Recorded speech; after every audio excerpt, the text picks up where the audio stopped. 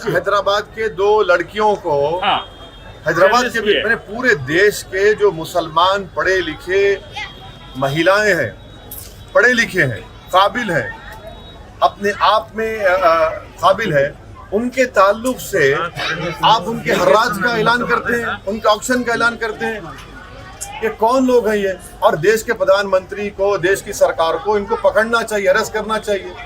अरे भाई, ये मुसलमान जरूर है मगर किसी की बेटी है, किसी की बहन है, किसी की माँ है, उसमें 65 साल की महिला भी है। एक गंदगी की हद हो गई है। ये तो दीमक की तरह देश को खा रहे हैं। हम उम्मीद करते हैं कि गवर्नमेंट ऑफ इंडिया और खास तौर से MHA में जो काउंटर रेडिकलाइजेशन सेल है वो हरकत में आए। काउंटर रेडिकलाइजेशन सेल तो सिर्फ मुसलमानों के लिए इस्तेमाल होता, इनके लिए इस्तेमाल करें। आखिर कौन है ये लोग जितने रेडिकलाइज होकर देश के महिलाओं को, देश के बच्चियों को उनकी तस्वीर डालकर इस तरह से उनसे बर्ताव कर रहे हैं? ये तो पूरे देश को कंडेम करना चाहिए।